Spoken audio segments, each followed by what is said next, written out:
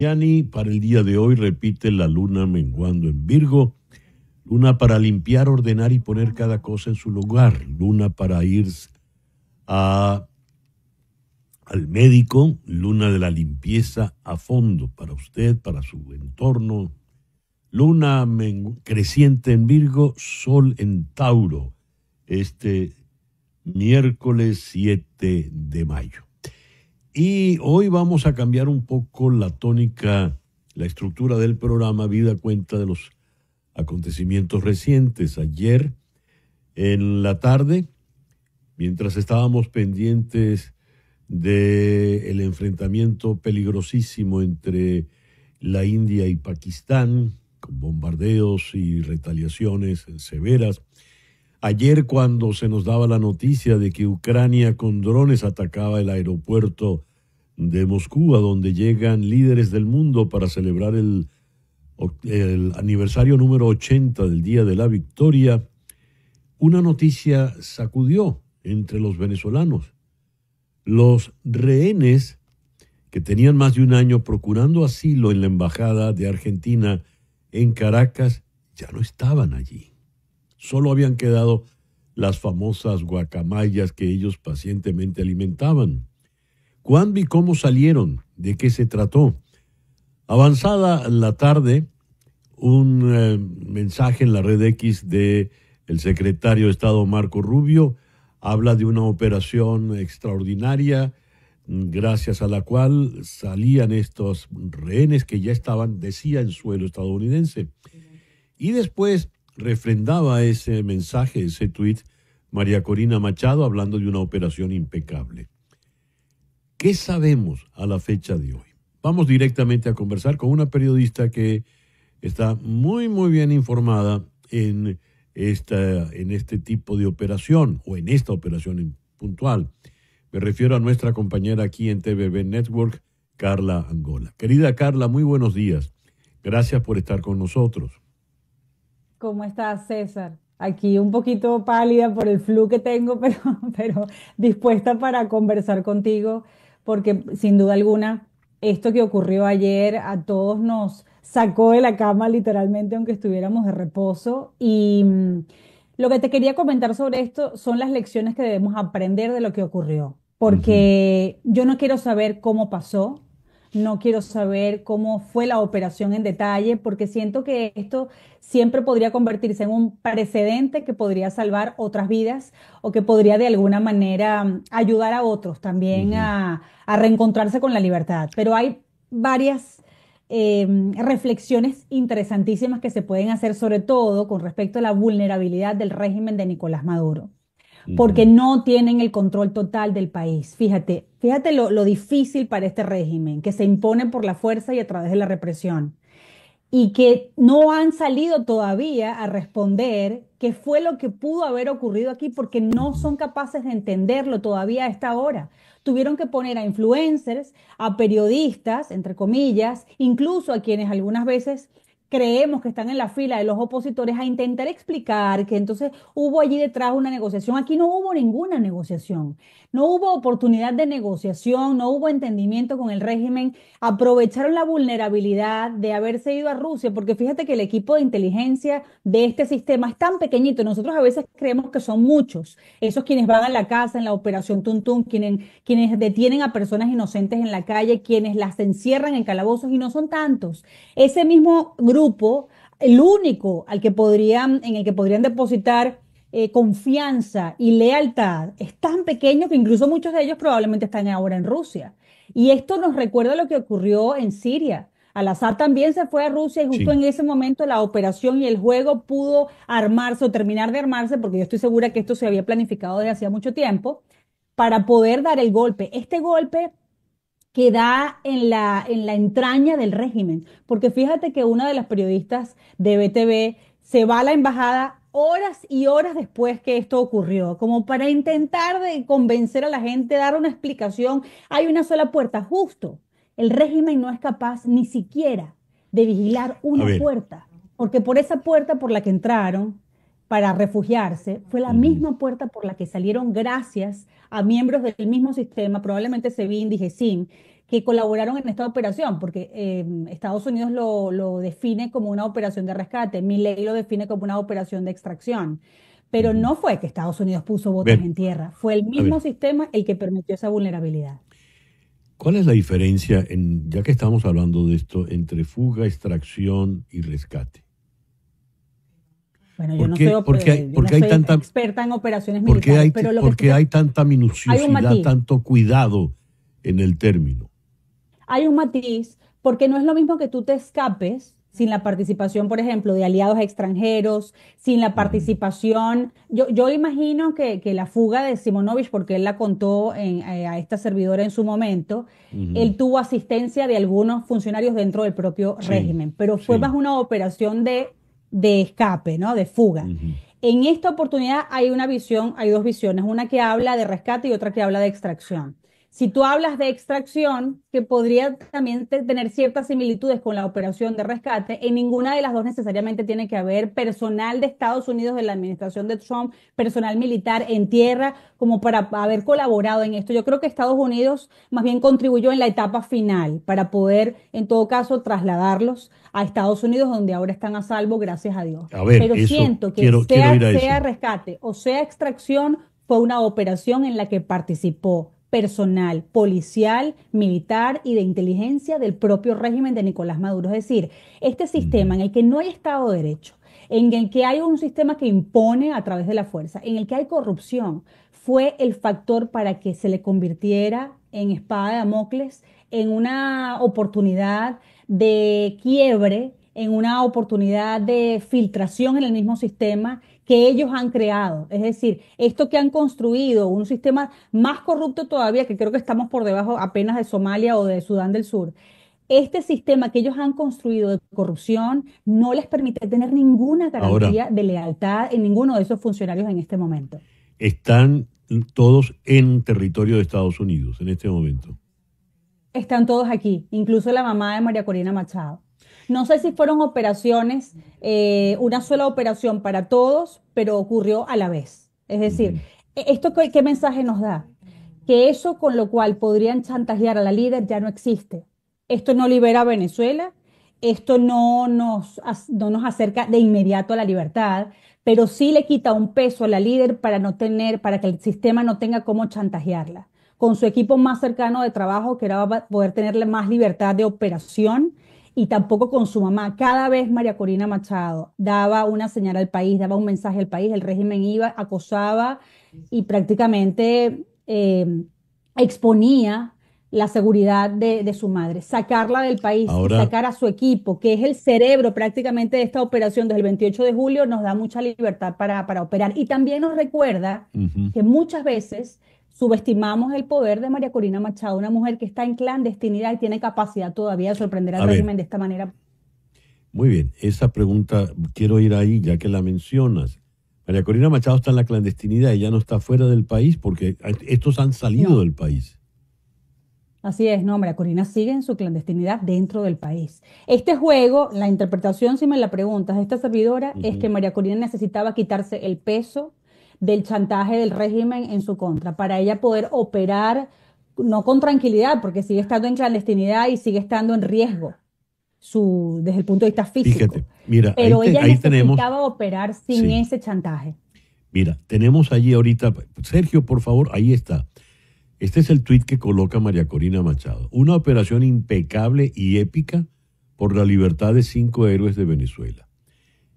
Operación impecable, una operación planificada. Mi reconocimiento y agradecimiento infinito a todos los que la hicieron posible. Es decir, hubo grupos, hubo toda una coordinación para llevar a cabo Ujú. esta operación. Y por lo que tú me estás diciendo, entiendo, fue toda esa operación coordinada, dirigida de alguna manera por la propia María Corina. ¿Es así, Por supuesto, Carla? por supuesto.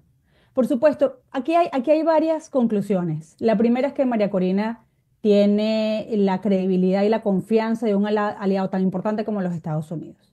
El propio presidente de Argentina agradece a Marco Rubio y además lo involucra de manera personal en la operación. Dice, el secretario de Ujú. Estado se involucró desde el punto de vista personal. Fue como vigilante, fue como custodio del proceso hasta su desenlace. Y hay algo que creo que es muy importante, porque en este momento quienes tratan de vender una narrativa de negociación tendrían que explicarnos cómo se pudo haber negociado algo así. Si Maduro cada vez que quiere demostrar un éxito, entre comillas, pone una señal en vivo desde el aeropuerto. Hubiera mostrado el avión, hubiera mostrado qué fue lo que firmaron como Ujú. salvoconducto los rehenes del régimen dentro de la embajada. No hay firma de los asilados, no hay avión, no hay muestra de avión en vivo desde Maiquetía. Los hermanos Rodríguez no aparecieron por ningún lado. Todavía deben estarse preguntando cómo fue esto posible, cómo fue que ocurrió. Y en tercer lugar, aquí parece que el salvoconducto lo dio Donald Trump, no Nicolás Maduro. Y aquí hay un mensaje importante porque te vuelve a retratar al régimen como una amenaza regional. Si tú tienes que rescatar a alguien o extraer a alguien, significa que no hay comunicación con ese régimen, no hay posibilidad de negociar, no hay posibilidad de una relación diplomática. Pero al mismo tiempo, si tú demuestras la vulnerabilidad de ese Mira, régimen y ahí si te soy tenemos, capaz de entrar a tus entrañas, entonces quizás sí te conviene negociar una salida sí, para ti. Porque en Sergio, este sí, momento estamos negociando, no estás negociando con un secuestrador, estás sí, rescatando a Carla, víctimas de ese perpetrador. tenemos ahí la imagen de las declaraciones que dio Maduro ayer al llegar a Rusia. ¿Podemos oír eso, Sergio? No se puede oír, me dicen. Bien, ya más adelante traeremos eso. Una última pregunta, Carla. Se ha hablado de la participación de Italia en todo esto. ¿Estás al tanto? Sí, pero no tengo los detalles. Y como yo te decía al principio, aquí quizás lo que podríamos nosotros destacar es que hay un conjunto de aliados internacionales que están dispuestos a asistir a los venezolanos en el reencuentro con la libertad. Y no sabemos de qué manera va a avanzar esto. Yo lo que diría es que la lección aquí es fe en lo que pasó el 28 de julio. Ya el equipo de María Corina sorprendió el 28 de julio con las actas. Estas vuelven a ser las actas de Maduro reeditadas en una operación de seguridad, de inteligencia y Mm, probablemente militar. Entonces tienes otro episodio más en el que no solo le metiste 160 antenas de Starlink sin que el régimen se diera cuenta, no solo lograste que los testigos se coordinaran y se prepararan un año y medio antes para poder estar listos y proteger las actas, ahora te metes dentro de una embajada y extraes a 5 personas claves del equipo de la ya. líder que además representa el gobierno electo. Hay muchas cosas que valorar aquí como positivas y lo que deberíamos es dejarnos sorprender de nuevo en el futuro. Y una lección para los periodistas. Aquí no necesariamente, nunca ha sido lo más importante tener likes, views y decirlos de primeros. Ujú. Lo más importante a la hora de comunicar cualquier cosa en lo que esté por venir es pensar si hay vidas que pudieran estar en peligro, vidas que pudieran estar comprometidas. Mm, Siempre debemos contar la verdad, pero hay momentos delicados como estos en los que es más importante y relevante la responsabilidad con quienes están involucrados en esa noticia y en esa verdad, porque el resto de los detalles le va a tocar a los protagonistas contarlo. Y ya. aquí no vamos a querer conocer cada detalle, Y porque esto tenemos podría idea vulnerar y podría sabotear operaciones en el futuro. Hay que ser muy, muy responsables en lo que está por venir. bueno, esperemos pues que pronto puedan hablar ellos para conocer los detalles. Carla, muchas gracias por compartir con Probablemente en los nosotros. próximos días. Muy bien. Gracias a ti, César. Gracias por atendernos en esta mañana. Carla Siempre, Angona. siempre. 9:14, una pausa y ya regresamos con las noticias más importantes del día de hoy.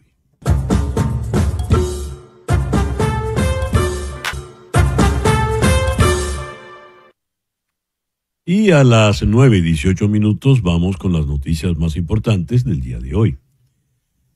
5 miembros de la oposición política de Venezuela abandonaron el complejo diplomático argentino en Caracas, donde se habían refugiado durante más de un año para evitar ser arrestados y se encuentran ya, según se ha informado, en Estados Unidos, ha informado Marco Rubio, secretario de Estado.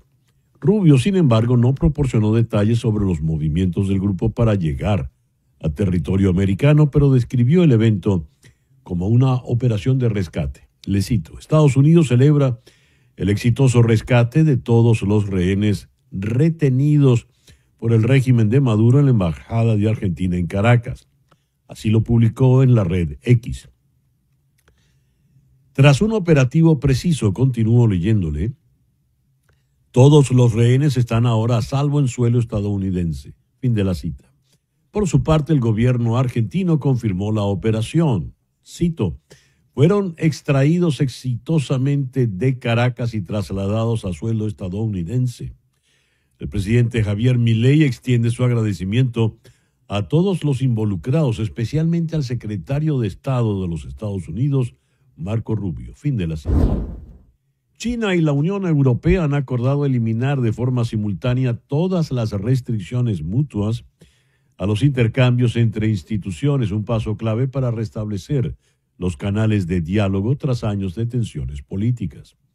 El gesto coincide con el 50 aniversario del restablecimiento de relaciones diplomáticas entre Pekín y Bruselas y se produce en un contexto de creciente presión comercial derivada de la nueva ofensiva arancelaria de los Estados Unidos.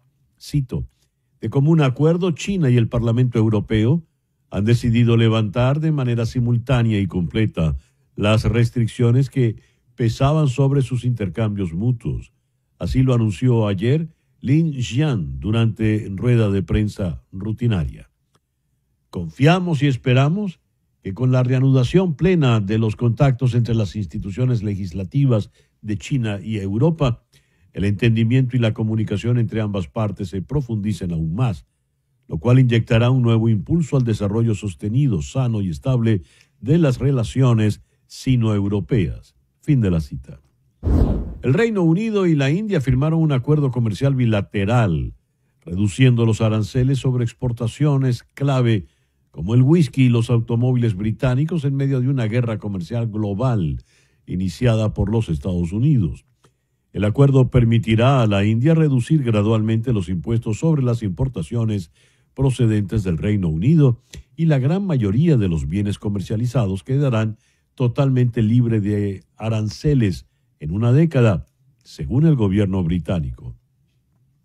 Las exportaciones del Reino Unido, como el whisky y la ginebra, verán sus aranceles reducidos a la mitad, del 150 al 75%, antes de reducirse al 40% en una década, según el acuerdo. Mientras muchos aranceles sobre la industria automotriz se reducirán drásticamente de más de 100 al 10%, añadió el gobierno. El secretario del Tesoro, Scott Bessent, y el representante comercial de Estados Unidos, Johnson Greer, se reunirán con He Lifeng, responsable de las negociaciones comerciales de China en Suiza, este fin de semana, para tratar asuntos económicos y comerciales. Las reuniones parecen ser un paso importante para que Washington y Pekín inicien negociaciones que podrían resolver la guerra comercial en curso iniciada por el presidente Donald Trump. Bessent dijo ayer a legisladores durante una comparecencia en el Congreso que la administración avanza con los principales socios comerciales antes de cumplir un plazo autoimpuesto en julio para alcanzar un acuerdo o enfrentar la perspectiva de aranceles más altos. El primer ministro canadiense Mark Carney afirmó al presidente Donald Trump que Canadá no está a la venta.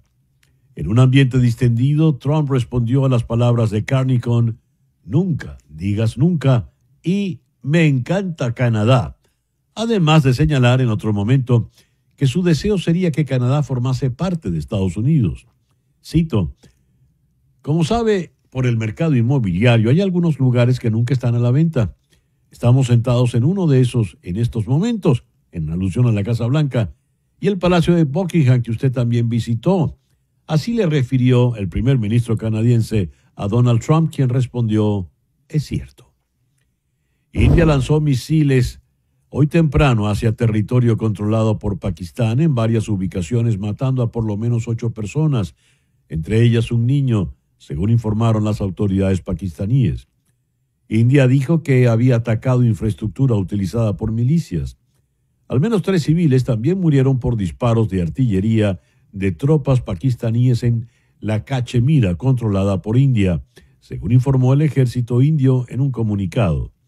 Las tensiones han aumentado entre ambas potencias nucleares por la masacre de turistas del mes pasado en la parte de Cachemira, controlada por India. India ha culpado a Pakistán de respaldar el ataque de milicias, lo cual Islamabad ha refutado. El alcalde de Moscú, Sergei Sobyanin, denunció un nuevo ataque de drones ucranianos contra la capital rusa en vísperas del Día de la Victoria sobre la Alemania nazi y después de que la noche pasada las defensas antiaéreas derribaran una veintena de aparatos no tripulados en la región moscovita. El ataque provocó que se detuvieran los vuelos en los aeropuertos en un área grande de Rusia la madrugada del martes. Fueron reanudadas las operaciones horas más tarde. El próximo viernes se celebrará una parada militar para conmemorar el aniversario número 80 de la victoria sobre la Alemania nazi, evento al que asistirán una treintena de mandatarios extranjeros. El Kremlin anunció que 29 mandatarios, entre ellos los presidentes de Brasil y China, estarán presentes en la ceremonia militar en la Plaza Roja de Moscú. El líder de la CDU, Friedrich Merz, fue finalmente elegido canciller federal de Alemania en un proceso inédito en este país, ya que debió realizarse una segunda votación para ratificarlo como líder de la potencia europea. Con 325 votos a su favor, Merz logró la mayoría necesaria para ocupar el cargo tras la victoria obtenida por el bloque conservador en las elecciones pasadas. Hacemos ahora una pequeña pausa y al regreso venimos con nuestra primera entrevista del día de hoy aquí en Conexión.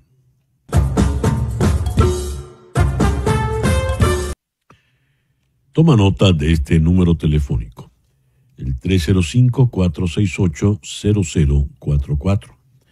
305-468-0044. Ese es el teléfono de María Trina Burgos. María Trina Burgos es una abogada venezolana que tiene más de 25 años trabajando temas migratorios en los Estados Unidos. Como abogada está licenciada para trabajar en los 50 estados de la Unión y también en Puerto Rico. Si estás en Venezuela, llama al 212-771-3040. 212-771-3040. Esa llamada sin costo adicional para ti va a repicar aquí en Miami en la oficina de la doctora Burgos. En estos tiempos tan difíciles, tan cargados de sorpresas no precisamente gratas, es perentorio, imperativo contar con la asesoría de una buena abogada en materia migratoria. Te recomiendo a María Trina Burgos, tu abogada venezolana de migración. 305-468-0044. 305-468-0044. Y ahora vamos a donde está la noticia, donde están los ojos de 1.400 millones de católicos en todo el planeta. Roma. Allí en Roma está el buen amigo Ángel Expósito, el presentador de La Linterna en COPE. Ángel, muy buenos días, muy buenas tardes allá, en la llamada Ciudad Eterna. ¿Cómo estás? ¿Cómo estás, César? Buenas tardes. ¿Qué hora tienes en este momento allá, Ángel, para tener una idea? Las 15:30. Las 15:30, 3:30 de la tarde. ¿Y cómo Exacto. va el proceso del cónclave, que ya están todos los cardenales, tengo entendido, encerrados ya, recluidos? ¿Es así? Sí, desde anoche están recluidos en Santa Marta. Para entendernos, es la residencia donde vivía el Papa, en Santa Marta. Desde anoche están allí todos recluidos. Esta mañana una misa que llaman misa pro elección del Papa, y dentro de una hora exactamente, a las 16:30 aquí en Roma, empieza el cónclave como tal. Uh-huh. Esta misma tarde se producirá la primera votación y veremos la primera fumata. Uh-huh. Todo indica que la primera fumata será negra. Y mañana jueves, 2 más por la mañana, 2 más por la tarde, y así sucesivamente hasta que salga. y ha habido mucha especulación sobre cualquier cantidad de nombres. Al parecer esta puede ser el cónclave más difícil de estos tiempos modernos. ¿Qué has oído al respecto, Ángel? Mira, el problema está en que intentamos analizar el cónclave, las especulaciones y las apuestas como si esto fuera el relevo en el banquillo de los Miami Heat, Ujú, del Real Madrid o la sucesión dentro de los demócratas de Joe Biden. Y me temo ujú, que la clave política interna de los 133 cardenales electores, que son los elegibles, no es la ujú, misma, ujú. ni que en la actualidad política, ni que en la actualidad deportiva. Por lo tanto, mucha especulación, pero ni nadie, ni los más expertos, saben de verdad lo que se tiene que estar cociendo ahí adentro. Dicho lo cual, pues sí, de los 133 podría haber 10, 12, 15 nombres, entre los que seguro que alguno acierta, pero de Ujú. ahí a saber de verdad quién puede ser, me parece que no es posible. Ahora, en los corrillos periodísticos, allá donde tienes en este momento, debes estarte moviendo, ¿qué se oye? Porque al margen de los nombres de un eventual cardenal que sustituya al Papa Francisco, se habla es de las tendencias. ¿Será un papa conservador? ¿Será un papa que irá más allá de las reformas que planteó Francisco? ¿Será un papa en el medio, en el centro? ¿Qué has oído, Ángel? Vamos a ver, te digo, primero te respondo un poco lo de antes, César. Lo del Ujú, conservador progresista, esto podemos hablarlo dentro del Partido Republicano, del Partido Demócrata o dentro de los partidos en España. Aquí me temo que la cosa es bastante más compleja. Eso en cuanto ya. a las tendencias. Dicho lo cual, sí es verdad que hay cierta característica en la que todo el mundo coincide que ha de cumplir el próximo Papa. Y es que ha de ser una especie de superministro de Asuntos Exteriores. Ujú, Si ha habido papas con graves problemas en el seno de la Iglesia, si ha habido papas con más sensibilidad social, o llámalo como quieras, en este caso tiene que ser un papa, tal y como está el mundo, con un gran conocimiento de lo internacional, un ujú. gran conocimiento interreligioso. Y por lo tanto, de ahí muchas quinielas con los expertos dentro del Vaticano en asuntos exteriores. Esa pata diplomática, esa pata exterior, sí parece que va a ser importante. Las tendencias ideológico-políticas, yo creo que no están tan definidas en esta cosa de los cardenales. Sí, ha habido quinielas, como tú bien decías, como si se tratase de hecho, hay páginas de apuestas que barajan los Sí, nombres y eventualmente y le dan más probabilidad a uno que a otro. Hablemos, Ángel, de la eventual duración del cónclave. El de sí. Ratzinger fue muy rápido y de alguna manera también se resolvió pronto el de el cardenal Bergoglio. En este, ¿qué se sospecha? Porque algunos dicen puede ser muy largo, habida cuenta que son muchos cardenales. De hecho, es el más concurrido de la historia moderna. Sí, pero el más concurrido, el más internacional, el más interracial, el más plural, seguramente por países y por idiomas, pero también es cierto que se conocen todos. Ujú, Eh, en la época de los medios de comunicación y la época de las redes sociales de este siglo XXI no tiene nada que ver con hace solo 12 o 13 años cuando eligieron a Bergoglio. Por lo tanto, ellos mismos saben más de los otros de lo que nunca supieron, aunque ujú, sean mucho más. Primera cuestión. Segundo, los tiempos. Aquí los que saben, que no soy yo, ujú, los expertos corresponsales vaticanistas de todos los medios, hablan de mañana jueves por la tarde, es decir, a la quinta o la sexta votación si nos vamos al viernes por la mañana, hora romana. ujú, Estamos en la primera, dos más el jueves por la mañana, dos más el jueves por la tarde, la quinta. Que no, ujú. pues el viernes. Dicen que no nos iríamos mucho más allá de ese viernes por la mañana en todo caso. Lo más probable, jueves por la tarde en la última votación. Mm, ya. ¿Y cómo está la ciudad? Ahora que te veo que vas en el coche recorriendo la ciudad, Ángel. ¿Cómo está? Mira, a ver si te enseño cómo está la ciudad. Mira, Ujú, atento. ujú. Esto se llama colapsada. ¿Qué te voy a contar? Es lo habitual. Cruzando el río Tíber entre el Vaticano, de donde he salido casi, y la Villa Borghese, lo más natural es pillar este atasco a estas horas de la tarde. Por lo tanto, la Ujú. ciudad está, como casi siempre, colapsada en muchos puntos, pero es que esto es Roma, no podemos olvidarlo.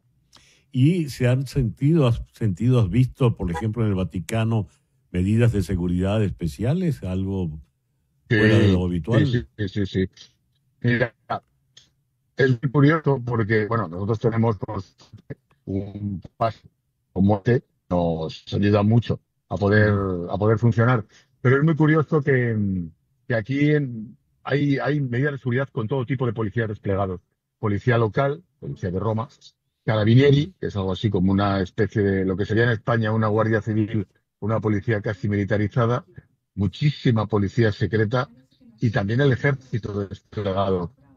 Es interesante ver cómo se despliegan unidades del ejército antidrones, con una ujú. especie de pequeños bazocas lanzagranadas antidrones. Por lo tanto, máxima seguridad, máximo control. Es que estamos ante un evento mundial muy jugoso para los malos. Sí, sí. Para los malos. Una última pregunta. ¿Qué pasó por fin con el cardenal Vecchio, el que decía no podía participar en el Que no viene. cónclave? No viene por fin, definitivo ya, ¿verdad? Ni po- no viene definitivamente porque él mismo ha reconocido que había instrucciones escritas de Francisco por las cuales él no podía participar por sus presuntos o no tan Ujú. presuntos casos de corrupción o de irregularidades económicas. Por lo tanto, él mismo no recurrió y dio un paso a un lado porque tampoco le iban a dejar. Ya. Ángel, te agradezco mucho estos minutos en el programa de hoy. Ojalá salgas pronto de ese atascamiento con tu equipo. Saludos a todos.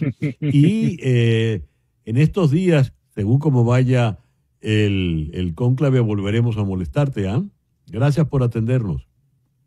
Venga, lo que necesites, César. Gracias a vosotros. Chao. Chao. Ángel Expósito, el presentador de La Linterna en COPE, en este momento allá atascado en Roma. Son las 9:40 de la mañana, una pequeña pausa y ya regresamos en conexión. En Conexión por Éxito 107.1 FM. Y el programa de hoy se nos va a ir prácticamente con dos noticias, como comentaba temprano. Tenemos Roma, donde está el cónclave para elegir al nuevo papa, y esto que ha ocurrido con la salida, la libertad, la escapada, la extracción, la fuga, vaya usted a saber, de los 5 rehenes que estaban en la embajada argentina en Caracas, que ahora están en suelo americano. Sobre este tema vamos a conversar con César Batiz, director de el portal El Pitazo. César, muy buenos días. Gracias por atendernos en Gracias, la San Miguel. mañana de hoy. Un gusto saludarte, un gusto estar contigo aquí el día de hoy.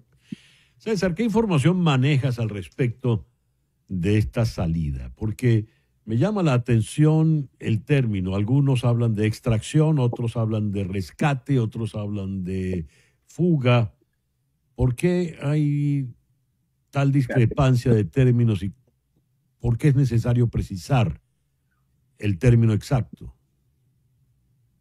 Bueno, mira, yo creo que más allá de la precisión del término exacto, lo primero que tenemos que celebrar es que 5 venezolanos que estaban injustamente retenidos, yo diría que hasta apresados en una embajada como la de Argentina, están hoy en libertad. Ujú. Y bueno, no tenemos que redundar más en detalle para explicar el por qué afirmamos que estaban injustamente apresados en esa embajada sin poderse movilizar. Recordemos que eran 6, ya no estaba Martínez Mótola, ya no estaba Martínez Mótola, quien falleció en diciembre. Ahora, la precisión sobre creo que tiene que ver con un tema, una sutileza incluso que puede impactar en el futuro de la relación entre Estados Unidos y Venezuela. La posibilidad, a ver, la posibilidad de que sea una operación que creo que está totalmente descartado, que sea una operación de rescate por fuerzas militares estadounidenses que penetraron al territorio venezolano, llegaron hasta la embajada, una embajada de Argentina que está muy cerca a la embajada de Rusia, y este elemento no lo perdamos de vista.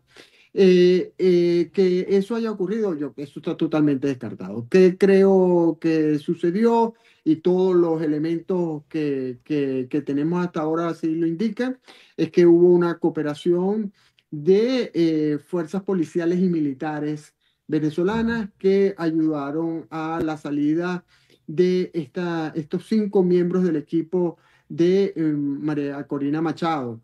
Por lo tanto, hablar de un rescate, creo que todavía es como prematuro, sin tener todos los datos, para darle la exacta calificación o clasificación, perdón, a esta operación. Lo que sí puedo decir que fue una operación de salida y además afirmar, César Miguel, que de acuerdo a fuentes muy cercanas a la salida de estas 5 personas, el oficialismo no se dio cuenta, no sabía, por lo tanto, no había una negociación con factores de la alta jerarquía del oficialismo. Todavía, a las 9:47 de la mañana, hora del este y hora de Venezuela, no ha habido ningún tipo de manifestación, ni oficial ni extraoficial, por parte de los altos jefes del chavismo. Ninguna manifestación, ninguna información, ninguna réplica a lo que haya dicho Marco Rubio, María Corina Machado y otros sobre esta operación de salida. No hay ningún... Se habló ayer de que el fiscal general Tarek William Saab iba a presentar los salvoconductos, pero mira, yo creo que o los están haciendo como y se podrán tardar tanto como las actas que el CNE dijo que iba a presentar. Muy bien. No deja de causarme cierta gracia la ironía que ha soltado César. Ahora, esta pregunta, si está descartada la negociación, previamente habíamos conversado con Carla Angola, quien nos habla de fracturas internas, porque evidentemente una salida como esta contó con participación de gente del régimen y puso como ejemplo la fuga de Iván Simonovic, cuando el propio Simonovic confesó que hay gente del régimen, de los que lo custodiaban o de la gente que de esos cuerpos de seguridad participó de alguna forma en su fuga. ¿Manejas algún tipo de información sobre esto, César? No tengo todavía ninguna información. Lo que sí te puedo decir es que va a haber un comunicado el día de hoy donde posiblemente se conozcan más detalles y se está planteando para la próxima semana revelar más información, contar cómo fue la operación. Eso es lo que, para responder a tu pregunta sobre si tengo información. Ahora, lo que ya desde el punto de vista de un poco de opinión informada. Mira, por supuesto, hay algo muy importante y lo he escrito en X recientemente.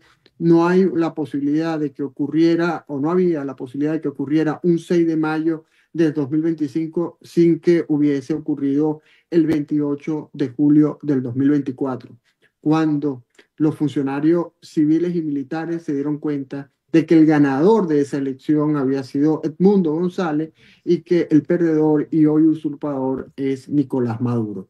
Por lo tanto, esos mismos funcionarios son funcionarios civiles y policiales y militares, son los mismos que hoy tuvieron que haber participado, o que ayer tuvieron que haber participado, o que en los días pasados, porque ese es otro detalle, la operación de salida no ocurrió ayer. Eso hay que puntualizarlo. No ocurrió ayer. Ayer fue que se dio cuenta el gobierno. Ayer había mucha gente alrededor de la embajada de Argentina. Eso fue una información que obtuvimos. Llegó un delivery a dejar un cargamento de alimentos y lo revisaron, pero ya había mucha gente allí, ya se habían dado cuenta, pero fue ayer que se dieron cuenta. Entonces, también estaba recordando que alrededor del 9 y 10 de enero, César Miguel, se habló mucho de la posible participación de militares y policías para recibir a Edmundo González para que se juramentara en Venezuela. Y bueno, lo cierto es, César Miguel, que ellos saben quién ganó el 28 de julio de 2024. Muchas preguntas que tenemos todavía en el aire y ya vendrá el tiempo con las respuestas. César, muchísimas gracias por habernos atendido en el programa de hoy. Muchas gracias. Un gusto y siempre a la orden. César Batiz es el director de El Pitazo. Hacemos una pequeña pausa y ya regresamos aquí en Conexión por TVV Network y Éxito 107.1 FM en Miami por HD2.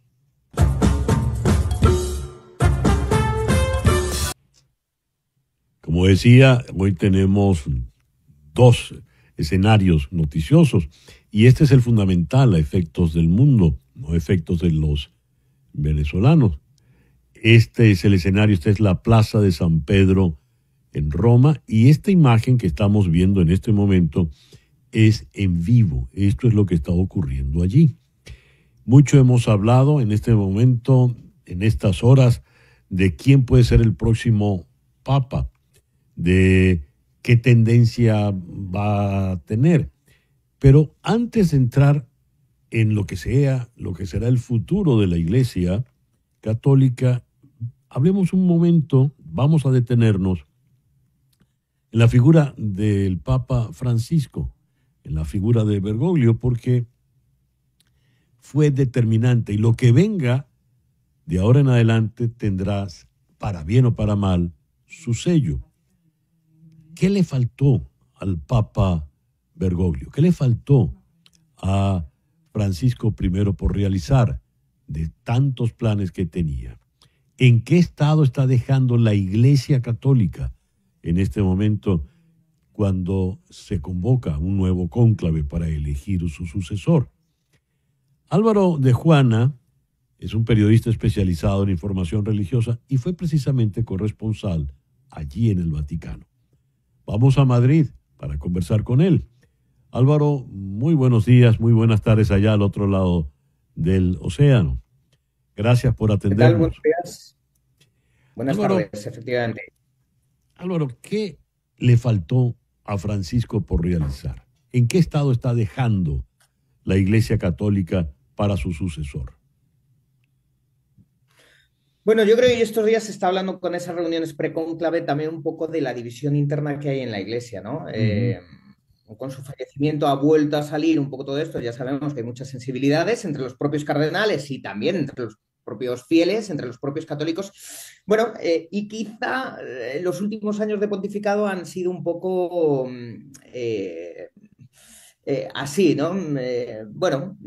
Hay algunos, o hay quien dice que no ha puesto orden en ciertas cosas o que era un poco confuso con algunas decisiones, ¿no? Entonces quizá el nuevo pontífice se enfrenta a esto y Francisco fue algo que dejó un poco pues sin terminar de arreglar o de atar, ¿no? Esa desunión o esa división interna en la Iglesia. Luego sabemos el tema de los abusos que continúa ahí, en la transparencia en las finanzas del Vaticano, y yo creo que algo que le preocupaba mucho al Papa, también la sinodalidad, ¿no? Hemos estado viviendo el sínodo durante 2 años y pico de la sinodalidad, pero algo que le preocupaba mucho al Papa y era la evangelización, la misión a los alejados, ¿no? Eso yo creo que fue uno de los ejes fundamentales. No sé si lo consiguió del todo, es verdad que acercó a muchos, abrió las iglesias, ¿no? Él decía que la iglesia tenía que ser un hospital de campaña, tenía que abrir sus puertas, salir de los templos, digamos, para ir en busca de la oveja perdida, ¿no?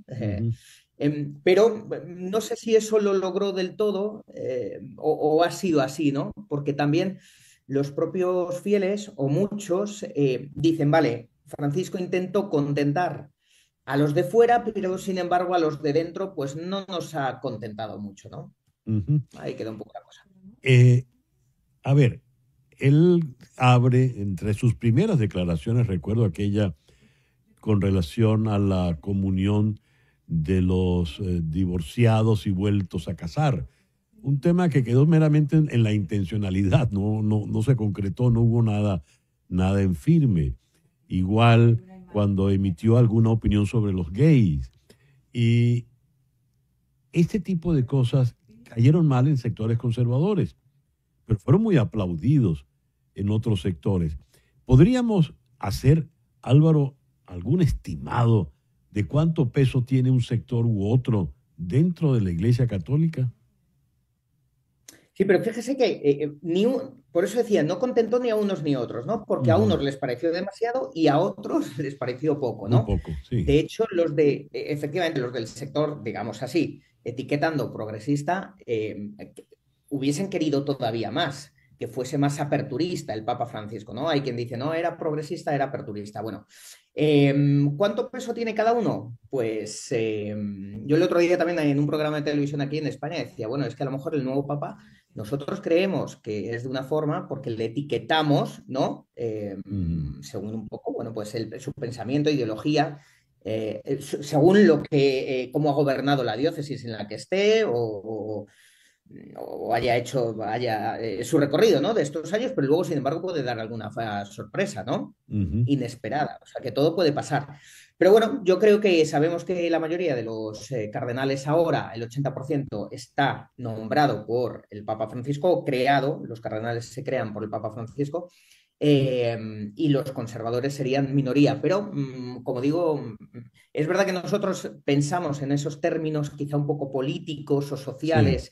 que a nosotros nos ayudan o creemos que nos ayudan a entenderlo, pero es verdad que ellos, bueno, pues quizá no es tanto así, ¿no? Yo creo que lo que sí han hablado estos días y quieren es una continuidad con, como siempre dicen que ha habido con el último papa, que en este caso es Francisco. Entonces, el peso Sí. de unos y de otros, bueno, pues está por ver. Álvaro, leyendo el libro muy interesante de Javier Cercas, El loco de Dios en el fin del mundo, no sé si lo has leído, pero te comento lo siguiente. Allí, entre las muchas reflexiones que hace Cercas, tiene conversaciones con diversos sacerdotes, diversos voceros del Vaticano y los llamados vaticanistas, y llegan a la conclusión de que la Iglesia maneja un lenguaje que no es permeable, que no llega a la feligresía.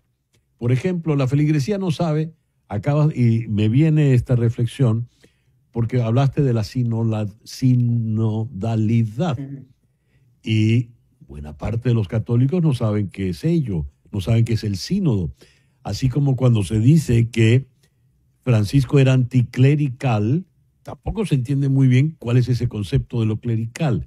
¿Podrías ayudarnos a entender esto a beneficio de nuestra audiencia, por favor? Bueno, lo de la sinodalidad es un estilo de trabajo, además, que es el que quiere llevar la Iglesia adelante, pero la propia Iglesia dice que es una forma de trabajar, un estilo de pensar que es innata, ¿no? A la esencia, al origen de la propia Iglesia, desde los primeros cristianos. Esa sinodalidad es escuchar al otro, tender la mano al otro, prestar atención al otro, ¿no? Tender puentes, eso que decía el Papa Francisco, ¿no? Ese diálogo, esa amistad social, esa fraternidad, ¿no? Que viene contenida en ese documento del Papa Francisco, en esa encíclica Fratelli Tutti, que todos recordaréis. Entonces, la sinodalidad es eso, un estilo de trabajo, un estilo sobre todo de vivir también el cristianismo porque muchas veces decías bien, la gente no lo entiende porque cómo se aterriza esto, ¿no? Es decir, para mí, Sí. ¿esto qué es? Yo que voy a misa los domingos, ¿qué significa? ¿Cómo vivo esto de la sinodalidad? Entonces yo creo que eso es un gran reto, un gran desafío para la propia Iglesia, que quizás no ha sabido hasta ahora explicarlo bien o sí, hacérselo llegar bien a la gente, ¿no? Porque los fieles, pues dicen, bueno, ¿y esto a mí? Pues eso, ¿qué quiere decir, no? ¿Cómo lo puedo vivir yo? Porque ellos se reúnen ahí en el Vaticano, Sí. es verdad que ha sido un sínodo también a nivel diocesano, etcétera, pero bueno, para no entrar ahí en tecnicismos, eso, ¿cómo se lleva esto a la gente, ¿no? Yo, en mi día a día, ¿cómo lo hago? Bueno, pues ahí ese es ese desafío, pero es más, yo creo un estilo de trabajo, una forma de ser, ¿no? Que es esa fraternidad, ese escuchar al otro, etcétera. Y lo del clericalismo, pues bueno, es que los laicos tengan su protagonismo, es decir, que no una persona por ser seglar o ser laico, lo que diga valga menos que lo que dice un sacerdote, ¿no? Ya, Entonces, bueno, pues un muy bien. sacerdote es un sacerdote, es un ungido, está consagrado, ¿verdad? Hay una elección de Dios sobre él, pero la importancia también de los laicos. Entonces, bueno, pues huir un poco de esa tendencia que quizás se ha dado a lo largo de muchos años en los que la palabra del sacerdote Ya, valía sobre todo y la del laico no, más o menos, sí. y eso se puede llevar a muchas cosas también en el día a día, ¿no? Por Una eso, última, desde el sí. Concilio Vaticano II hay una tendencia a ayudar un poco a eso, a que el laico tenga más protagonismo. Una última pregunta, Álvaro. La respuesta puede ser breve. Eh, Después de todo lo que hemos conversado, todo lo que hemos escuchado y leído, de todas las críticas y cuestionamientos a Francisco, ¿sigue vigente el dogma de la infalibilidad del Papa? Pregunto. Bueno, eso también tiene ahí, sí, ¿Sigue es vigente un ese poco dogma? técnico también cuando habla, sí. Sí, cuando habla ex cátedra, eso ya lo tendría que decir un canonista, un experto, porque yo me voy a Ujú, confundir, ¿no? Pero, por ejemplo, el otro día leía también, ¿no? Cuando el Papa habla en un avión, en la rueda de prensa a los periodistas, después de un viaje, ¿no? Apostólico, eso es, ahí es infalible, eso es, habla ex cátedra, habla, pues ujú, decía un cardenal, no, no es así, ¿no? Entonces, bueno, ujú. eso hay que verlo también detalladamente porque hay que tener cuidado, porque sabemos, por ejemplo, a lo largo de estos años también el Papa Francisco tenía esa forma de hablar muy Sí, coloquial, ha recibido muchas críticas, hablaba, bueno, de una forma muy familiar, ¿verdad? Y eso ha supuesto, pues, grandes polémicas también. Entonces, también, fíjese, es un nuevo reto, yo creo, para el nuevo Papa también, ¿no? seguro. Quizá el, bueno, contenerse un poco más y el tener que hablar, bueno, con las palabras precisas para evitar, pues, herir ciertas sensibilidades. Álvaro, muchas gracias por estos minutos en el programa de hoy. Gracias a vosotros. Álvaro de Juana fue corresponsal en el Vaticano y es un periodista especializado precisamente en el tema religioso. Una pausa y ya regresamos en Conexión.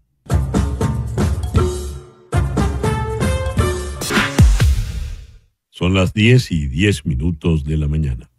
Hemos hablado de la salida de los rehenes de la Embajada de Argentina en Caracas, hemos hablado del Vaticano, del cónclave, pero en el mundo siguen ocurriendo otras cosas, siguen ocurriendo otras guerras.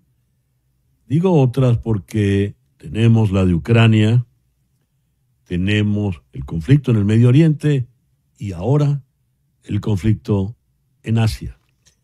La India lanza una ofensiva aérea contra infraestructuras terroristas en Pakistán. Destaca el país en Madrid. Al menos 26 personas han muerto según las autoridades pakistaníes que anuncian una respuesta a la ofensiva. A esto dedica también el centimetraje privilegiado de su primera página, The New York Times. Fuerzas indias atacan Pakistán luego de la masacre contra los turistas. ¿Qué ha ocurrido en esa frontera? ¿De qué estamos hablando y cuál es la peligrosidad, habida cuenta que son dos países con armamento nuclear? En Madrid, para ayudarnos a entender este asunto, para acompañarnos en el abordaje, está el profesor de la Universidad Pontificia Comillas, Emiliano García Cosa. Emiliano, muy buenos días, muy buenas tardes allá al otro lado del océano. Gracias por atendernos. Muy buenos días, don César. Muchas gracias por su amable invitación. ¿Cuán grave es esto que está ocurriendo en esa frontera? Bueno, pues es grave porque, digamos, que Narendra Modi, cuando hizo el anuncio en inglés, ya estaba anunciando a la comunidad internacional que no iba a dejar sin castigar el atentado que se había cometido con 26 connacionales turistas fallecidos a consecuencia de ese ataque terrorista. Y como bien ha dicho usted, pues nos encontramos ante dos potencias nucleares que llevan disputándose esa zona de Cachemira desde el momento mismo de la fundación de India o la división entre India y Pakistán. Cachemira, que es mayoritariamente musulmana, pues optó en su momento por estar en India, pero nunca se reconoció. Y tenemos un tercer actor, porque claro, de momento el conflicto se está produciendo entre India y Pakistán a día de hoy, pero recordemos que también el año pasado hubo enfrentamientos entre las tropas indias y las tropas chinas, puesto que también China ejerce un cierto control sobre dos partes del territorio de Cachemira. Entonces, nos encontramos en una situación de un territorio con tres países que dicen y ejercen soberanía de facto, que quieren ejercerla de manera única y que ha sido con un conflicto que ha permanecido larvado en diferentes fases, con diferentes acuerdos que se han ido alcanzando a lo largo de este proceso desde 1949, pero que cada X tiempo surge alguna situación que lleva o que da lugar a que se incremente la tensión tanto entre India y China como India especialmente con Pakistán. Entonces, el peligro está aquí en ese increciendo de los ataques posibles o la respuesta pakistaní que pueda haber y que en el fondo estamos tratando de potencias nucleares. ¿Cómo puede ser la escalada? Porque ya Pakistán dijo que había derribado los aviones caza de la India. A ver, ¿cómo podría ser la escalada? Y en este momento, cuando estamos conversando, ¿en qué situación se encuentra la frontera? No, la frontera está totalmente inestable con movilización de ambos ejércitos que están de forma permanente ahí y eso significa que habrá una respuesta, esperemos que sea una respuesta como se lleva en la época de ahora, ¿no? Controlada o limitada, incluso con previo aviso en el caso que sea misiles, para que de esa manera no se produzca un increciendo. Pero claro, la situación cambia respecto a conflictos anteriores en el 2013 o en el 2019, porque Narendra Modi se caracteriza por ser un primer ministro que ultranacionalista o nacionalista y que por lo tanto pues si responde Pakistán, pues probablemente haga exactamente lo mismo. Y como cuenta con el apoyo a priori de la administración Trump, pues lógicamente esto puede dar lugar a un enfrentamiento con tropas sobre el terreno en la zona de Cachemira. ¿La comunidad internacional puede hacer algo en este conflicto? ¿Naciones Unidas, por ejemplo? ¿Europa puede hacer algo? Pregunto. Pues, don César, yo ya he perdido un poco la esperanza con la comunidad internacional, porque habida cuenta de los conflictos que usted ha mencionado, el papel que estamos ejerciendo en Ucrania, el papel que estamos ejerciendo en Israel, el papel que no se habla de ello, pero que es terrible, de lo que está aconteciendo en Sudán. Entonces, me temo que pueda haber una reunión del Consejo de Seguridad para tratar de fijar una posición común, pero tenemos que tener en cuenta que dentro de ese Consejo de Seguridad está China y China es una parte interesada en la zona de Cachemira. Por lo tanto, dudo mucho que se alcance una resolución de mediación, de interposición o de cualquier otro tipo de naturaleza. Otro conflicto que está ocurriendo sobre la marcha nos lleva a Moscú, donde el alcalde de Moscú, cuando están recibiendo dignatarios para celebrar el Día de la Victoria, dice que les han atacado drones ucranianos todos los aeropuertos. Esto también agrava el panorama. Emiliano, por favor, vamos a hacer una pausa y al regreso nos ocupamos de este otro conflicto. ¿Le parece? Una pausa y ya regresamos en Conexión.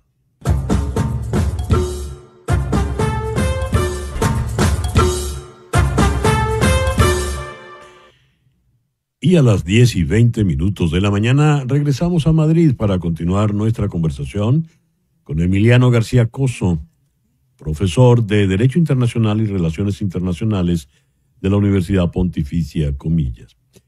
Emiliano, quedó pendiente antes de esta pausa el ataque con drones a los aeropuertos de Moscú cuando Rusia se prepara para recibir dignatarios para celebrar el Día de la Victoria, los 80 años de la victoria aliada sobre los nazis. ¿Qué nos puede comentar al respecto, por favor? Pues que desafortunadamente deberíamos estar celebrándolo todos por la contribución que hizo Rusia y con los muertos que puso, más de 20 millones, para liberar a Europa del nazismo, pero habida cuenta de los cambios iniciados por el señor Putin, pues nos encontramos en una situación donde una serie de jefes de Estado, unos 19 se calcula, van a asistir al acto el viernes al desfile de la victoria. Entonces, ante esta situación, Ucrania legítimamente lo que trata es de evitar que se produzca un acto propagandístico donde Putin pueda mostrar que tiene un apoyo internacional y especialmente que es algo que los chinos deberían reflexionar, la presencia nada más y nada menos de el presidente Xi Jinping, que tiene otra serie de cuestiones o problemas que quizás deberían llamar más su atención que asistir al apoyo de Putin en esa manifestación. Entonces, los rusos también han contestado con drones y están sistemáticamente también bombardeando casi todos los días Ucrania, y lo que no pretende y lo que pretende el señor Zelensky es evitar que se pueda producir ese acto propagandístico con una normalidad, porque el señor Putin, recordemos, no ha querido la propuesta del señor Trump de 30 días del cese al fuego, pero ahora que le interesa a él para tener 3 días tranquilos donde pueda recibir a todos los dignatarios internacionales que van a ir, sí que quiere un cese al fuego. Bueno, pues es legítimo por parte del señor Zelensky no garantizarle esa tranquilidad, aunque obviamente dudo mucho que vaya a lanzar o ordenar lanzar drones el viernes, no sea que efectivamente tengamos un incidente, especialmente con uno de los invitados más importantes, que es el presidente Xi Jinping. El alto el fuego evidentemente no existe, no se ha dado en la práctica, ¿verdad? Nunca, nunca, ni siquiera el famoso cuando el señor Putin anunció que por el día de Pascua iba a haber un cese al fuego, tampoco hubo un cese al fuego. Mutuamente se acusaban de la ruptura y hasta ahora, pues el señor Trump tendrá que hacérselo mirar porque no ha hecho caso de esos 30 días de cese al fuego para tratar de establecer esa mesa de paz. Entonces, ahora sí que le interesa al señor Putin, pero es por razones propagandísticas y de dar cierta seguridad a los dignatarios que van a ir a ese desfile de la victoria. Y ya que estamos en esta materia, ¿cuál es la situación de la guerra al presente? ¿Habrá algún humo blanco en este otro escenario en un futuro cercano?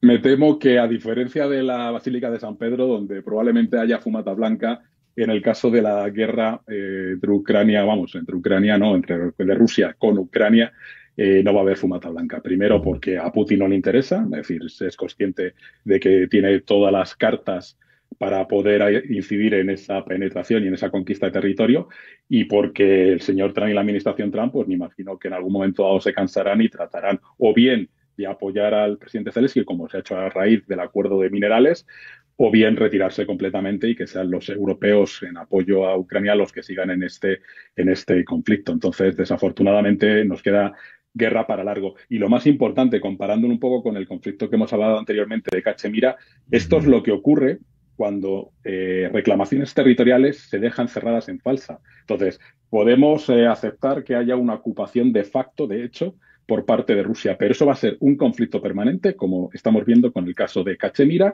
o con otras zonas de territorios que los controla una autoridad, pero realmente son reclamadas por otra. Entonces, convendría, para tranquilidad de todos, que esta guerra en Ucrania y Rusia se cerrase con unas condiciones claras y precisas y justas. Y justas, evidentemente. Emiliano, muchísimas gracias por estos minutos en el programa de hoy. Muchas gracias, don César. Buena tarde, buen día. Buen día. El profesor Emiliano García Coso desde Madrid. Vamos a una pausa y al regreso regresamos al Vaticano en Conexión.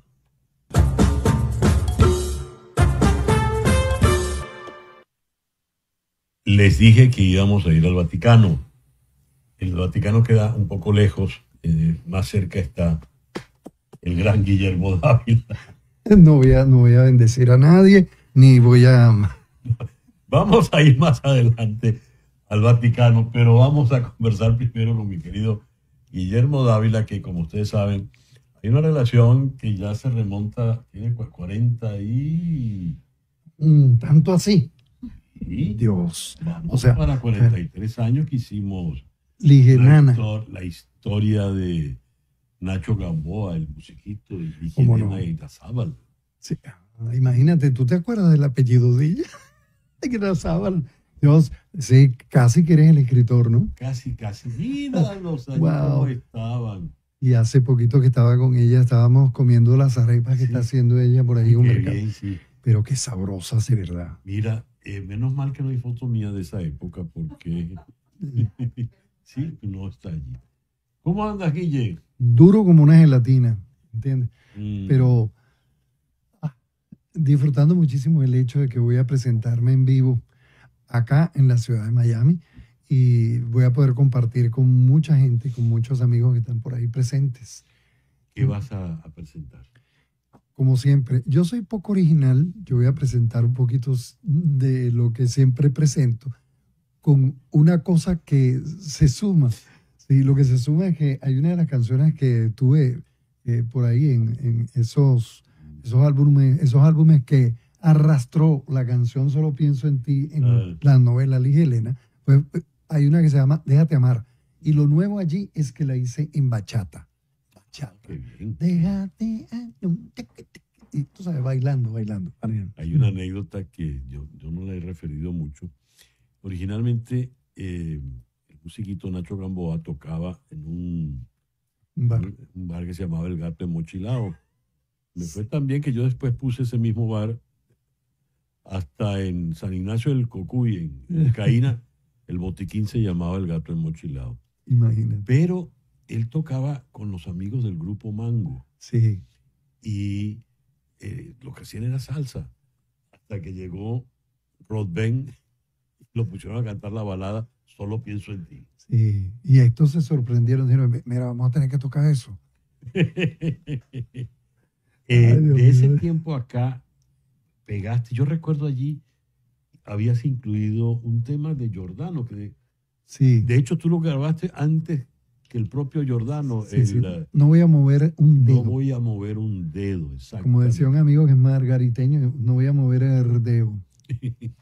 Y pegaste casi todo el disco. Sí. Además de eso, Mamita, ábreme la puerta. Que era supuestamente salsa. No, pero esa está muy bien. No, está bien sabrosa. Exacto. Y todo eso lo estás tocando. Todo lo interpreto ahí. Y por supuesto, al final tengo que dejar esta maravilla de canción. La que me ayudó a que se me apareciera la Virgen. ¿Cuál? Solo pienso en ti. Yo le cambié el título. ¿Sabes que yo soy muy doble sentido? Entonces decía, sí, solo pienso en Flea. Por cuestiones de que... Sí. No voy a aclarar más. Muy bien. ¿Y quién te acompaña en esta presentación? Mira, es un grupo que está trabajando conmigo, una gente maravillosa. Uno de las personas más importantes dentro de la música en Venezuela, que era de por sí, tocaba en todos esos sábados sensacionales y se iban músicos de salsa, músicos no sé qué. Él estaba siempre tocando por ahí cuando era de verdad y en giras, conciertos. José Gregorio Peña. Está el otro que también se llama José Gregorio Altamiranda, que es el baterista. ¿Y José Gregorio Hernández? No, José Gregorio Hernández se negó porque le pagamos muy poco. Y él con corbata dice, yo tengo que cobrar mucho. No, ¿sabes que es que hay un gran percusionista venezolano aquí en Miami que se llama José Gregorio Hernández? Bueno, imagínate, él debe cobrar doble. Te preguntaba por él. No, de verdad, bueno, tú muy incisivo en tu... Sí, no, claro, también hace milagros rítmicos. Seguramente. Yo voy a tener que conocerlo. De hecho, bueno, estamos un grupo bien afortunado yo de tener a toda esa gente que tenemos ya varios años tocando juntos. Ay, qué bien, qué bien. Yo soy fiel. Haces todo el repertorio entonces de... Todo el repertorio. Es más, tengo que reducir canciones porque si no se me va a aburrir la gente. Tú sabes, ¿no? Un concierto tan largo tampoco es así. Se le pegan los pañales a la gente. ¿Dónde te vas a presentar, Guillermo? En el Teatro Olympia Theater ¿cómo se llama? En Downtown Miami. Es muy lindo ese teatro. Precioso. Sí. Es uno de los cines viejos. Sí. Eso está en el Flagger, ¿no? Yo no sé, realmente no sé. Yo siempre ando como perdido en las direcciones por acá. A mí me llevan y lo cierto es que me mandaron fotos a mí para ver si me entusiasmaba con el teatro. Claro, yo no los conozco y a mí me encanta hacer representaciones en teatro. Y siempre me ha atraído hacerlo en un teatro. Uh-huh. Y esto va a ser el 10, el próximo sábado. Este sábado que viene voy a estar allí compartiendo con todos ustedes. Y bueno, espero ver por allá. Ahí voy a estar para ver si con la canción esa Solo Pienso en Ti. Sí. A ver si me la aprendo. Sí, no, vamos a ver. Me pongo a pintarte y no lo consigo. Sí, yo le cambié la letra, perdón. ¿Cómo la pusiste? Me pongo a pintarte y te echo colorete. Y después continúa con que no voy a decirlo aquí porque nos van a cerrar el programa. No, no lo cierro. Mira, sábado 10 de mayo, ¿a qué hora? Mira, yo creo que a las 9 que voy a estar en el concierto, comenzando el concierto, sí. Uh-huh. Y sábado a las 9 en el Olympia Theater, las entradas en uneticket.com, www.uneticket.com. Uneticket.com. Mira, ya me lo empecé a aprender. Muy bien. Guille, un gusto inmenso. Un placer. Haber compartido contigo de nuevo. Caray. Gracias. Qué de años. Se hacía el servicio militar con lanza. El gran Guillermo Dávila en el Olympia Theater, este sábado 10 de mayo. Una pausa y ya regresamos en Conexión.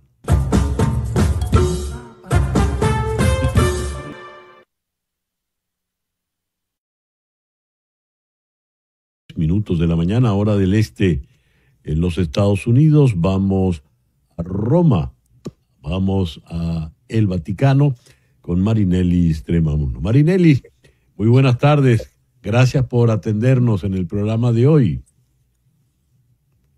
Muchísimas gracias, César Miguel. Muy buenos días. Aquí ya estamos viendo en directo desde la Plaza de San Pedro, que está a mis espaldas, a través de las pantallas. Estamos viendo cómo los cardenales electores ya se encuentran en la Capilla Paulina, reunidos haciendo las meditaciones previstas como parte del protocolo para posteriormente ir en procesión hasta la Capilla Sixtina. Estaría previsto que alrededor de las 5:30 de la tarde ya estarían dentro de la Capilla Sixtina para realizar este juramento individual ante la Biblia, en donde juran por el bien de la Iglesia y además por el secreto de lo que suceda al interno. Estoy viendo las imágenes que ya están en la Capilla Sixtina. Sí. Obviamente estoy de espaldas y no estaba viendo la transmisión. Veo que ya entraron a la Capilla Sixtina gracias al equipo que me está haciendo ver las imágenes. Y eso quiere decir que en breve van a hacer el juramento. Y posteriormente el maestro de ceremonia, el Monseñor Ravelli, hace la palabra de orden extra omnes, que significa todos fuera y salen quienes no son cardenales electores, para entonces iniciar el proceso de votación. ¿Qué hora tienes en este momento, Marinelis, allá en el Vaticano? Son las 4:44 de la tarde. Uh-huh. Exactamente. 6 horas. Allí vemos las imágenes de la Capilla Sixtina. Sí, están en este momento en oración para hacer el juramento y luego saldrán todos, incluyendo los camarógrafos, de manera tal de que estas son las últimas imágenes que podremos ver antes de que arranque el cónclave. ¿Cuál es el comentario que tenemos allá en estos momentos? Ahí están los guardias suizos. ¿Qué se dice en los alrededores del Vaticano, Marinelis? Bueno, te comento que desde muy temprano de esta mañana, a las 7 de la mañana, se inició el operativo de seguridad en toda la zona en torno a la Ciudad del Vaticano, un operativo que incluye más de 4.000 hombres de la Fuerza de Seguridad del Estado italiano para garantizar la seguridad no solo del Estado Vaticano, sino además de los fieles que están colmando la zona de Vía de la Conciliación y la Plaza San Pedro, que continuamente durante todo el día hemos visto pasar personas, turistas también fieles que hacen procesión para ingresar a la Puerta Santa, que recuerdo estamos en el Año Santo. Adicionalmente te comento que esta mañana se realizó la misa votiva pro eligiendo pontífice, en donde participaron 227 cardenales entre electores y no electores, con la presencia de 5.000 fieles, y en donde es importante comentar la homilía del cardenal Giovanni Battista Re, el cardenal decano del Colegio Cardenalicio, en donde hizo un llamado a los cardenales a que invoquen el Espíritu Santo para que les ayude a tomar la decisión de quién sería ese sucesor, esa persona que tiene que, tomar la guía de la Iglesia Católica en este momento tan histórico, tan complejo, pero que además esté en comunión con la Iglesia, con los obispos, y que ayude también a la comunión de los pueblos y de las culturas. Una homilía en donde además pidió que en esta decisión, en donde debe estar presente el Espíritu Santo, no prevalezcan los intereses personales. Uh-huh. Este cardenal tiene que salir porque él es el decano y él no es votante, como también tiene que salir, y creo que ya no entró allí en la Capilla Sixtina el cardenal venezolano Baltasar Porras, tampoco el cardenal Padrón. ¿Es así, Marinelis? De hecho, sí, lo confirmo. Nosotros, los venezolanos, no tenemos un cardenal elector en este momento. El último cardenal elector y además papable que tuvimos fue el cardenal Urosa. Lamentablemente ya no está presente en esta vida. Pero ha sido el segundo cardenal en la historia de la Iglesia Católica que ha participado en un cónclave venezolano. Y además te puedo comentar que por eso, como también salió el cardenal Giovanni Battista Re, porque supera los 80 años, estamos viendo las imágenes que en este momento quien está presidiendo esa ceremonia es el cardenal Pietro Parolin, quien sería el cardenal, más anciano de los que se encuentran como cardenales electores en este momento al interno de la Capilla Sixtina, y es quien va a presidir todo el proceso de votación que se va a activar a partir del día de hoy.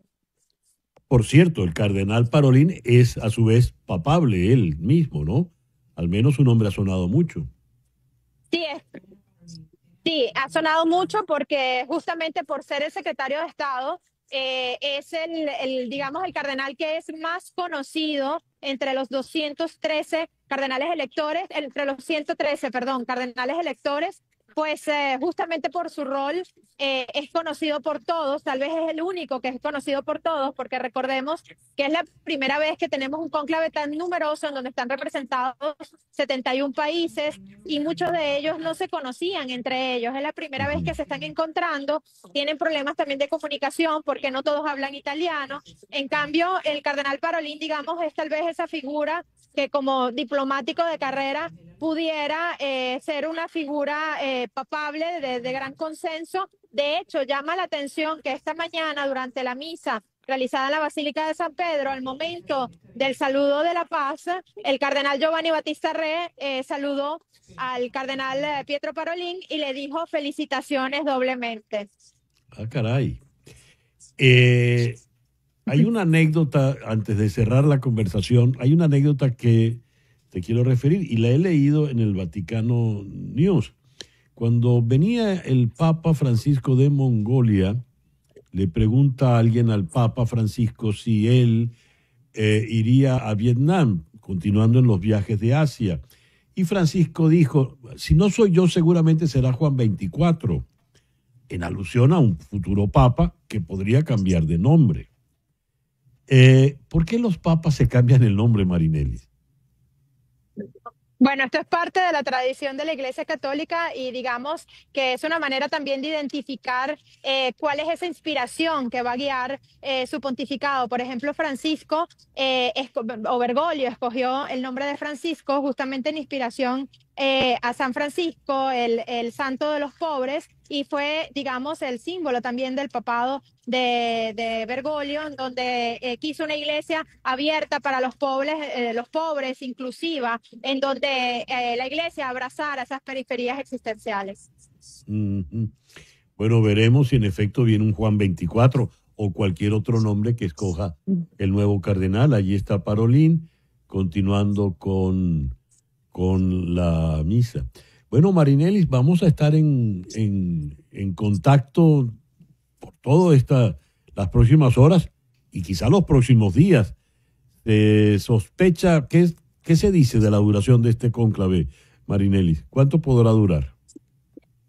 Bueno, según los últimos 3 cónclaves, el cálculo que se hace es que pudiéramos tener un resultado en 2 o 3 días o de aquí al viernes. Sin embargo, honestamente, mi opinión muy personal es que es impredecible lo que sucede allí dentro. Es la primera vez que tenemos un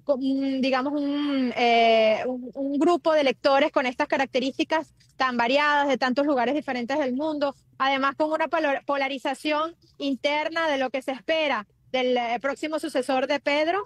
Así que creo que solo el tiempo nos dirá qué es lo que va a suceder. Seguramente hoy no tendríamos una fumata blanca, porque en esta primera votación realmente es cuando se hace, digamos, el tanteo de cuáles son esas figuras que tendrían mayor consenso, y a partir de esta primera votación es que realmente los cardenales van a entender quiénes son esos papables. Muy bien. Marinelis, muchas gracias por este contacto en el programa de hoy. Gracias, César Miguel. Marinelis Tremamuno, ya la vieron allí en la Plaza de San Pedro en el Vaticano. 10:52, una pausa y ya regresamos. Y en este programa tan particular que hemos tenido en el día de hoy, donde hemos tenido que cambiar por completo la estructura, vamos a hacerlo al revés. Vamos a cerrar con nuestro editorial. Si hubiese habido pacto y salvoconducto, salen con publicidad por Maiquetía y Lula como héroe. ¿Dónde estaban los hermanos Rodríguez? ¿Dónde están las firmas de los asilados? Esto lo leo en una comunicación vinculada a los equipos de María Corina Machado. Equipos que han tenido un éxito importantísimo en la jornada de ayer. Ayer nos enteramos que los 5 rehenes de la alta dirigencia del Partido 20 Venezuela, que pasaron más de un año, 400 días en la embajada argentina en Caracas, ya no estaban más allí. Dejaron solas a las guacamayas. ¿Cómo salieron? Pues ahora queda el misterio. Ya pronto se revelará. Hay términos que empiezan a tener una connotación técnica importante: extracción, rescate, fuga, salida. Ya veremos cuál de esos términos es el indicado para hablar de esta salida. Lo cierto es que ha ocurrido cuando Nicolás Maduro está muy lejos, allá en Moscú. Ha ocurrido cuando, pues, todavía al momento en que les hablo esto, 10:57 de la mañana del día miércoles, no ha habido ningún tipo de reacción, ni oficial ni extraoficial, por nadie del alto gobierno de la dictadura chavista. Este ha sido un revés importante para el régimen, tan importante como el 28 de julio. Y como dijo el periodista César Batiz, entrevistado por nosotros esta mañana, si no hubiese habido 28 de julio, no hay tampoco 6 de mayo. El régimen, por lo pronto, ha quedado en ridículo. Ha quedado en ridículo toda la fanfarronería, toda la hechonería con que han manejado esta situación tan ruin de los 5 rehenes. Pero no nos olvidemos de la totalidad de los presos políticos, porque así como estos 5 están hoy en libertad, todos los presos políticos deberían estar cuanto antes también en libertad. Por lo pronto, el secretario de Estado Marco Rubio publica un mensaje en la red X donde habla de la extraordinaria operación exitosa de rescate. Y ese mensaje fue refrendado luego por María Corina Machado. Gracias a quien tengamos que darle las gracias, por lo pronto al señor Marco Rubio, quien alude a socios que participaron en esto, y se ha hablado de la gente de la embajada argentina, y de la embajada italiana en Venezuela. Gracias porque la libertad hay que pelearla, pero hay que agradecerla. Son solo 5 por ahora. Ojalá vengan muchos, muchos más. Ojalá todos estemos pronto en libertad. Y este jueves 8 de mayo volvemos al Vaticano con el nuevo Papa. Buen día para todos.